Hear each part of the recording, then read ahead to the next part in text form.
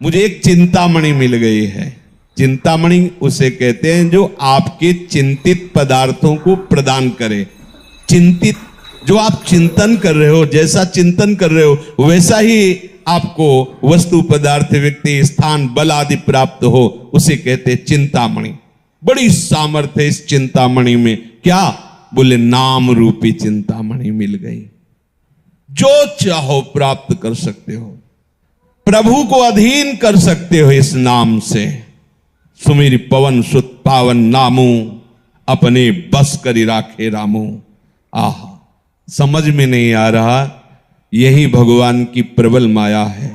ऐसा महामहिम नाम जो स्वयं श्री हरि अपनी जिह्वा से निरंतर रटते रहते हैं। राधा राधा राधा हरि रसना, राधा राधा रट। जो राधा राधा बोलता है, अनंत जन्मों के जितने भी शुभ अशुभ कर्म बांधने वाले प्रभु उन सबको नष्ट कर देते हैं, आगे लिखते ही नहीं है। ऐसे समर्थ नाम को प्राप्त करके भी आप यदि क्लेशित है, दुखी है, अशांत है, राग द्वेष जनित उससे जल रहे हैं, तो आप समझो कि आपका अभाग्य ही उदय हुआ है। ये जो नाम रूपी चिंतामणि मिली बहुत स्वादिष्ट है। राधा नाम सुधा रसम, रसी तुम अमृत रस झरता रहता है। राधा राधा राधा। पर अभी हमारी जिह्वा विषयों का स्वाद लेती रहे, इसलिए राधा नाम का स्वाद नहीं मिल रहा। रटते रहिए तो राधा नाम सुधा रसम का स्वाद मिल जाएगा, फिर ये छूटेगा ही नहीं। स्वामी शरण जी महाराज हित धाम में थे। ऐसी राधा नाम में प्रीति हुई कि जैसे अपने लोग बराबर तिलक लगाते हैं फिर धोते हैं तो तिलक का चिन्ह बन जाता है, ऐसे तेजों में राधा नाम उनके मस्तक पर प्रकाशित हो गया था। दूर से झलकता था राधा ऐसे लिखा हुआ, क्योंकि निरंतर चिंतन राधा राधा राधा। पायो नाम चारु चिंतामणि। कहां रखना इस चिंतामणि को? उर करते न खसई हो। हृदय रूपी हाथ से इस चिंतामणि को कभी जाने नहीं देंगे। अर्थात निरंतर नाम का सुमिरन, चिंतन, मनन, जाप, कीर्तन, ये सामर्थ्य आपको आ जाएगी कि जो अब लो नशानी अब ना नशई हो।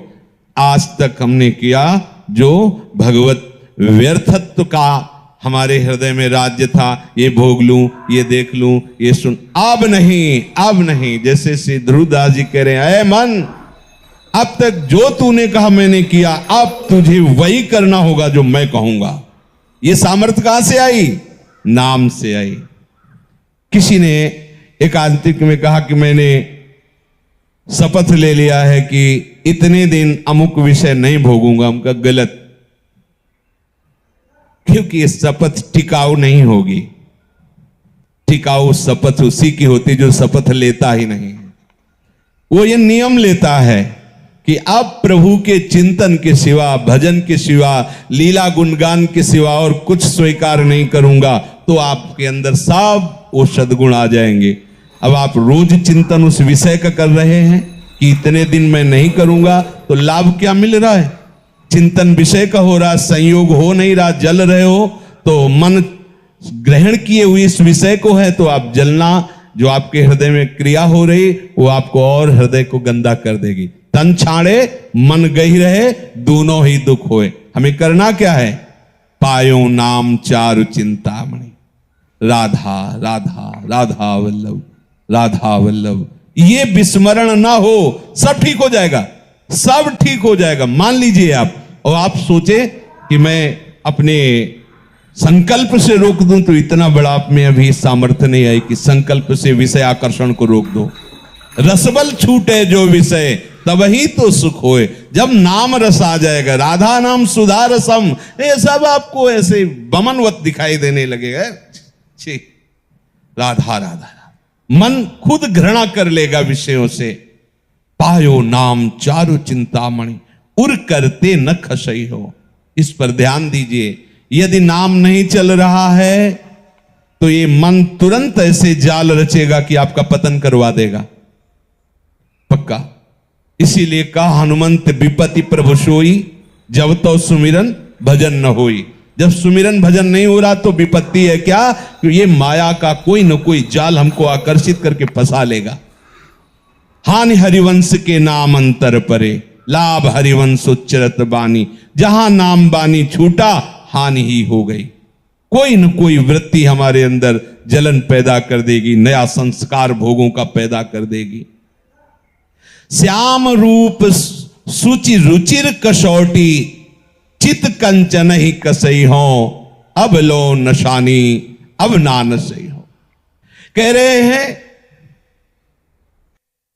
ये जब भगवान नाम का निरंतर जब चलने लगता है तो प्रभु का रूप प्रकाशित हो जाता है।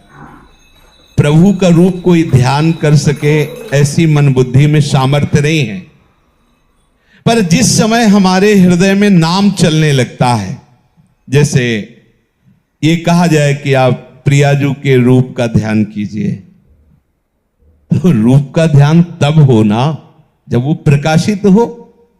प्रियाजू किसी की कल्पना का विषय तो है नहीं। प्यारोडुम क्षमते नहीं अच्छी सुखा दी नाम तु ध्यान गम।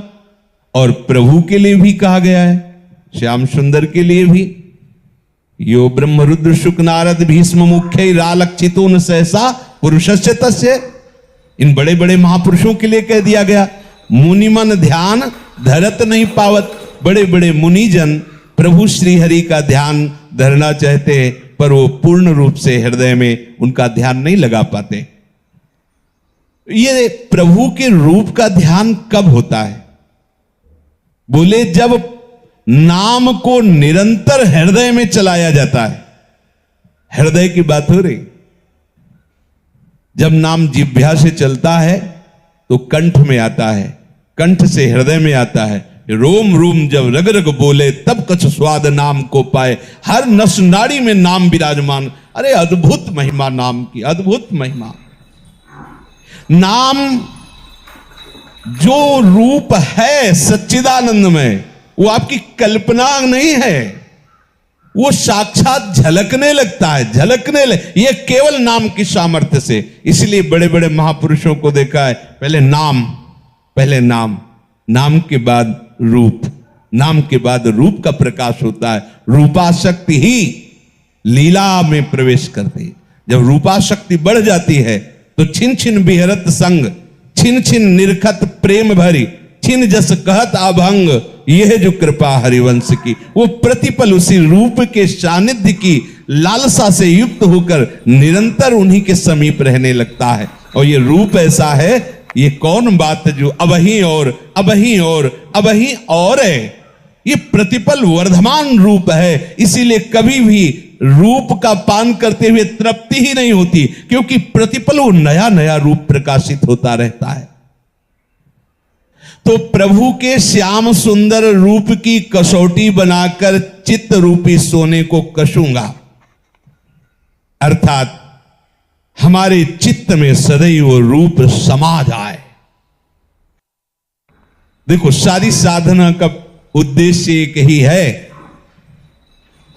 चित्त की एक एक वृत्ति भगवदाकार हो जाए। जब योगी लोग योग साधना में तत्पर होते हैं तो चित्त वृत्ति का निरोध करके समाधि में स्थित होते हैं। भक्तजन प्रभु के नाम गुणगान के बल पर अपने चित्त की एक एक वृत्ति का भगवदाकार स्वरूप प्रकाशित कर देते हैं। मुरारी पादार्पित चित्त वृत्ति, एक एक वृत्ति भगवदाकार। समझिए हमारी उपासना का स्वरूप क्या है। हम तभी मानेंगे कि ये खरा सोना है जब कसौटी पर कस लिया जाता है, तो हमारे चित्त का परिवर्तन हो गया है। इसकी कसौटी क्या है? हमारे आराध्य देव का रूप हमारे चित्त में समा जाए। श्याम रूप सुचि रुचिर कसौटी, चित कंचन ही कसई हो, अब लो नशानी अब ना नशई हो। ये प्रिया प्रीतम का ऐसा रूप है कि जो इस रूप के रसिक हो गए उनको ज्ञान वैराग्य धारण नहीं करना होता। पिय मूर्ति नयनन बसे तेहि रस रहे समाये, ये लक्षण सुनि प्रेम के और न कछु सुहाए।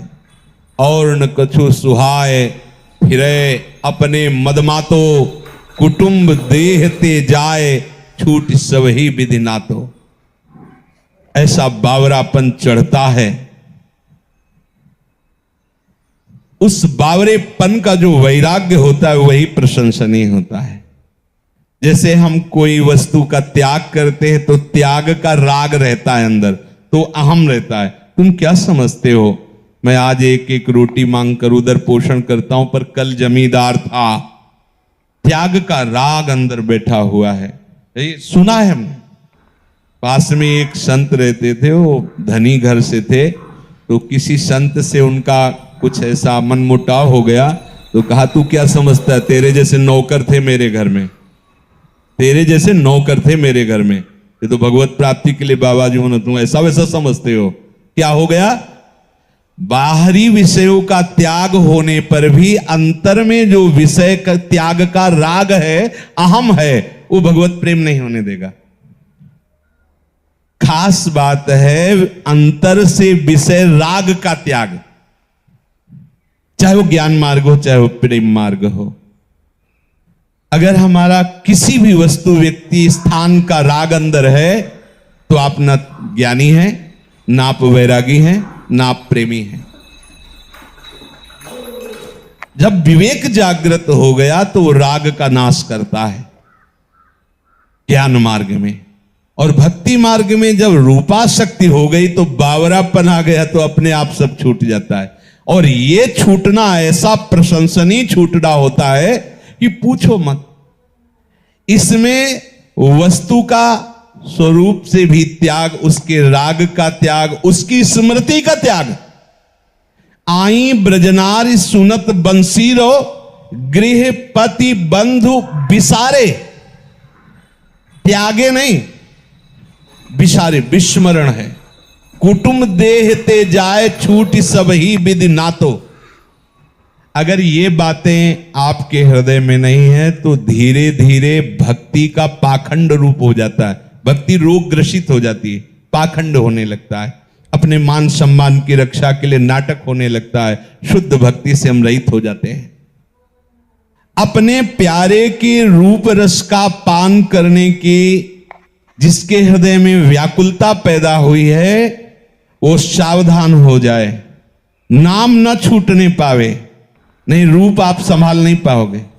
नाम ही ऐसी सामर्थ्य है जो रूप को आकर्षित करके हृदय में बंदी बना देता है। आराध्य देव का रूप कभी जाता ही नहीं है, हर समय बना